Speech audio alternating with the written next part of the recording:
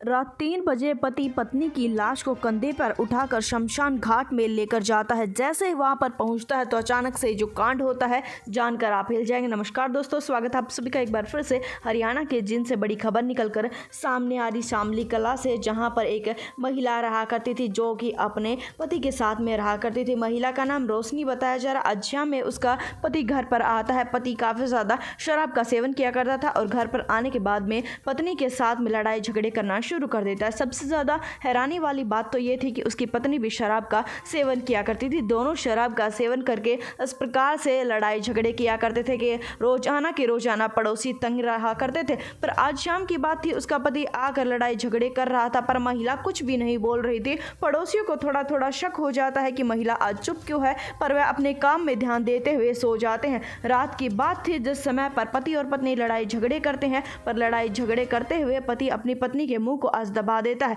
मुंह को दबाने के बाद में बेरहमी से उसकी गर्दन तोड़ना शुरू कर देता है। उससे एक बात कह रहा था कि मुझे पता है कि तुम्हारा किसी के साथ में अवैध संबंध चल रहा है, तुम काफ़ी ज़्यादा शराब पीते हो और शराब पीकर दूसरे मर्दों के साथ में तुम शारीरिक संबंध बनाती हो। अपनी पत्नी को कहता था कि सुधर जाओ, ये तुम्हारे लिए अच्छा नहीं होगा वरना मैं तुम्हारी जान ले लूँगा। उसकी गर्दन को उसने मरोड़ रखा था। ये बातें उसे कह रहा था। उसी समय पर महिला उसके मुँह पर थूक देती है और कहना शुरू कर देती है कि तुम पहले अपनी हरकतों को सुधार लो, तुम भी तो शराब का सेवन करते हो। मैंने कभी तुम्हें रोका नहीं, कभी तुम्हें टोका नहीं। मैं भी तो कह सकती हूँ कि तुम्हारा किसी और के साथ में अवैध संबंध चल रहा है। दोनों के बीच में भयंकर लड़ाई होती है। पति को इतना ज़्यादा गुस्सा आया हुआ था कि वह अपनी पत्नी की बेरहमी से हत्या कर देता है। हत्या करने के बाद में कहता है कि अब जाकर मेरा बदला पूरा हुआ है। जैसे ही करीबन रात के 3 बजते हैं, वह देखता है कि गली में आसपास कोई भी नहीं है, सबके सब सो रहे हैं। अपनी पत्नी की लाश को वह कंधे पर उठाकर लेकर जा रहा था। जैसे ही वह लेकर जा रहा था, काफ़ी ज़्यादा